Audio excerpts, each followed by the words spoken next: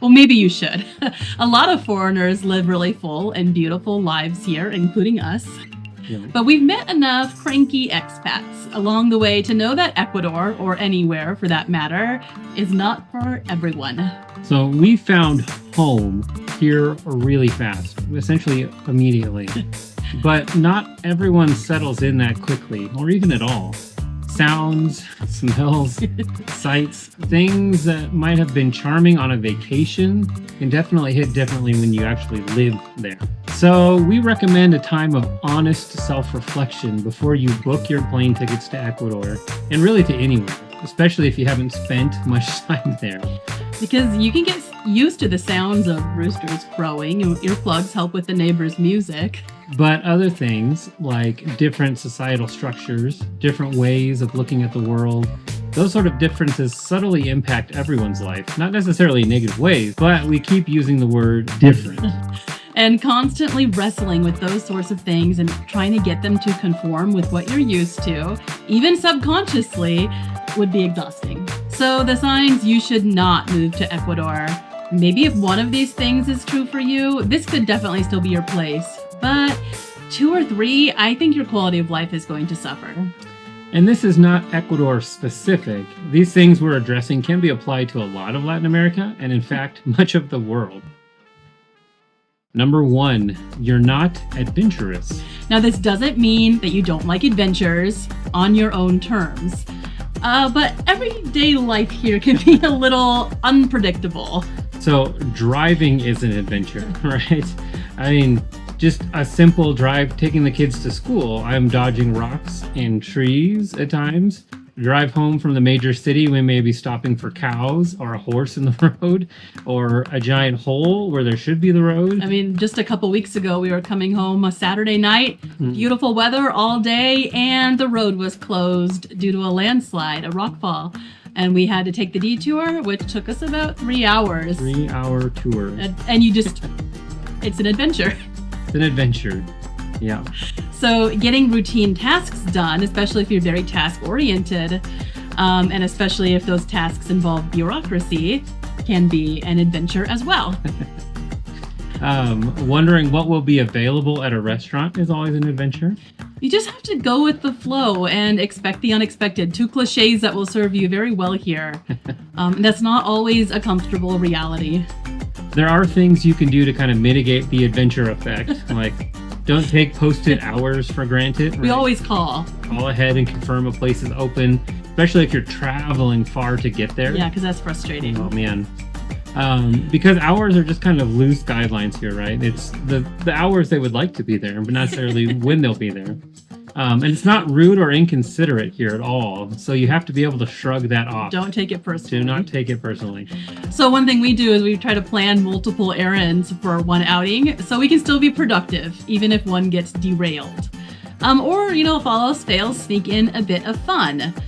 Go for an ice cream, go for a hike, a little excursion, a trip to the park, something to make your trip worth the while. Yeah, make the most of your outing. But don't leave things till the last minute either, in case there is a hiccup, because there's usually a hiccup. Usually. Also, you need to be willing here to accept surprise invitations or to try something new when the opportunity just comes up. Like Brittany said, it really helps to be flexible here, right? And to hold your plans in an open hand. If you can learn to appreciate those everyday adventures as part of the charm of living in this remarkable place, then you'll be good to go. This is an extreme example, but I do think it kind of reflects the sense of spirit of adventure and kind of roll with the day mentality that will serve you well here. So last year, we were all over the news, Ecuador, because they declared a state of emergency due to the spike in violence from the narco terrorists. Yeah. And for a couple of days, it was a little chaotic in the country, and no one really knew what was going on or what the extent of things were. If life had changed dramatically, which it didn't really, but for a couple of days, you sort of had that, fog of war almost. I was trying to understand what's happening. We're getting messages from people asking if we're okay, and we're like, what? We're fine, but maybe we're not. I don't know. And so I had a conversation with a friend, another foreigner here, and we were literally discussing like, okay, well, if we have to flee into the jungle, like that was our contingency plan at that point. We have to flee into the jungle. Which are lines I never thought I would ever say in my life. And which are plans that are actually viable. Yeah. Crazy. But it's funny because that discussion actually seemed reasonable at the time. Jungle. Yeah. Thanks to having lived here for a couple of years, we'd become so used to going with the flow that the flow could have taken us all the way into the rainforest. All right, number 2, second reason why maybe you shouldn't move to Ecuador. Don't move to Ecuador if you're a germaphobe. So life here is less sterile, right? Classrooms might have a communal cup for all the kids to drink out of, right? And communal cups are very common for, let's say you're hanging out with a group of friends. Everyone just shares one plastic cup. Everyone pours a shot of beer, and everyone just takes a drink from that same cup. So I don't love the communal cup. You can buy meat here at open air markets, even roadside stands for that matter, where it's very fresh and it doesn't just instantly go bad without refrigeration. And growing up in the United States, I guess I thought it was that way. No one's getting sick from the meat here. And they do have, health inspectors policing all that. But yeah, even though it may not look... You don't see that, again, in the United States, Yeah. just, roadside meat stands. That's kind of not a thing. It's still old world, very old world. Very old world. Yeah. And if you order, let's say, a chicken at a restaurant, you may see a live bird being carried around back, right? And dogs will sometimes wander into restaurants. That's a very common thing. So yeah, like I just said, there are food inspectors and health departments and all that, and they'll shut places down. It's in the news every day. I don't want to imply that it's unsanitary, because it's not, but it's just looser than in the United States. Definitely, yeah. Also, there is literal dirt. So the last time my parents came here, my dad said something that shook me up initially. He's looking around and he said, honey, it's just dirty here. And I got offended because it's not dirty here, right? Ecuador is a very clean country. In our city, like Loja, our area, is known for being super clean. Like you don't see trash just piled up on the streets or anything like that. People don't litter. So I was like, hey. But then he's like, well, honey, there's dirt everywhere. I was like, oh, dirt. Yeah, okay. We do live in the Campo. This is the countryside. There's some dirt. I accept that. Yeah. Yeah, him saying dirt meaning... He said dirty meaning dirt. He's a city boy. Garbage. Yeah. Right. He's from the city, grew up in the city. And so coming to the Campo, right? The city's the city. There's not dirt all over the city. But being out where we live in the rural parts of Ecuador, yeah, everything is a dirt road. But dirt isn't bad for you. Right? It's quite the opposite. So living closely with the land, like people do here every day, is actually very healthy. One of the things we talk about often is kids don't have allergies here. No one has allergies here. It's an extremely rare thing, and people are very confused when you ask about people's allergies. Yeah, I was sending cookies to class for a party last year, and I messaged all the moms. Anyone have, a nut allergy? And every single mom, oh, nope, no allergies here, no allergies here. Wow, and I don't know. We don't want to speculate why that is, but dirt may have something to do with it. I'd say dirt has something to do with it. So anyway, all of this may horrify you. And I'm not a big fan of the communal cup, like I said. I don't even share drinks with my kids. It kind of grosses me out. Yeah. But we hardly ever get sick here. Not even a cold. Rarely even a cold. Yeah. We don't have seasonal allergies here. No one here has allergies, like we said. No seasonal allergies, no food allergies, nothing like that in our family or our neighborhood or anywhere around us. So make of that what you will. All right, number 3. Don't move to Ecuador if you just want to be left alone. And I get it. I'm from the Pacific Northwest. My nature is to seek anonymity. And you can't have that here. Ecuadorians will leave you alone if that's what you want. But you will acclimate quicker and much more thoroughly if you get out in your community. Yeah, and it's also very smart from a safety and well-being perspective. Expats are vulnerable, right? You may not know how things work here, what to expect. You may have a lack of language. Communications, like a lot, there's WhatsApp groups for security and things that you wouldn't just know about intuitively. Exactly, and if you keep to yourself, no one's going to know or care that you're there, right? And so if you're not engaging and not being part of your community, when you do that, it's amazing. People come around and they care for you. They want to make sure everything's good with you, right? But when you isolate yourself, you actually pull yourself out and are more at risk than if you were part of the community. So your community, your neighborhood is your nearest and best safety net, and you have to be intentional about developing that.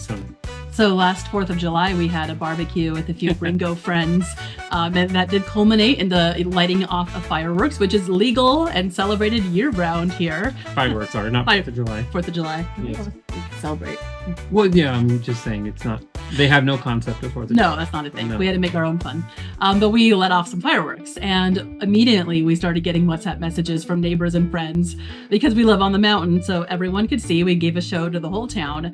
Are you okay? What's going on? I'm hearing explosion. You know, and we're like, oh no, it's just fun. Just fireworks. But they were checking in, right? They know and care. Yeah, which is very important. And so, I mean, it's okay to be a hermit when you know everything about a place, right? Yeah, like, and you're part of the culture, you're part of the community when you've grown up there, right? But here, we think it's important to be known and to know people, right? Okay, number 4, you don't want to have to learn.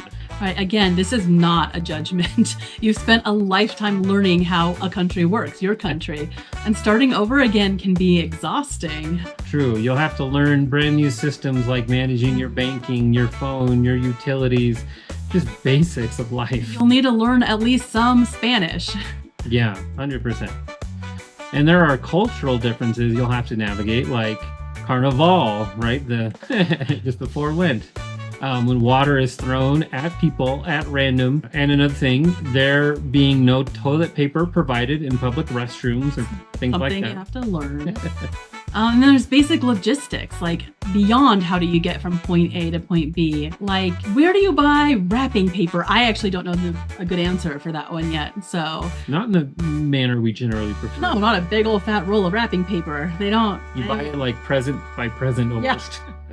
Yeah. Or where do you get photos printed? Like, that's knowledge we took for granted in the United States, and things we've had to learn here, sometimes, a lot of times, through trial and error. And part of that as well is where we live, considering we moved to a fairly rural part of Ecuador. And in the big cities, you have a lot more bigger stores and malls and things were easier to source. But here it's always an adventure on figuring out where to find what you need. And the expat community is actually really handy with that because they're coming from a similar background, looking for similar things. Yep. So they're a great resource. Number 5, if you're looking for America, only better. So a lot of people move to a new place looking for America 2.0, right? They want all the things that they liked about their country reflected here in the new country. And when that's not the case, it can be very disappointing. So Ecuador is not the United States. It's its own beautiful, messy, invigorating, exasperating, wondrous entity. Yeah, and like we said, things operate differently here, some for the better. They have a really robust child protection system, for example. Sure. Some for the worse. Their criminal justice system is horrible. At the moment, yes, it is. Most, though, are just different. And different is not wrong, right? It's just different. Ecuador has different stuff, like different flavors, different brands, even different sizes. Our sturdy North American feet are kind of freakishly huge here. Ecuador has different systems, right? So different road laws, different political structure, different meal schedule when people eat, right? So the priorities of Ecuadorian people may not be the same as your priorities. There will be some overlap, but there are fundamental differences in ways that can't necessarily be articulated. Yeah, and the expectations Ecuadorians have of each other and their leaders are different than what we're accustomed to.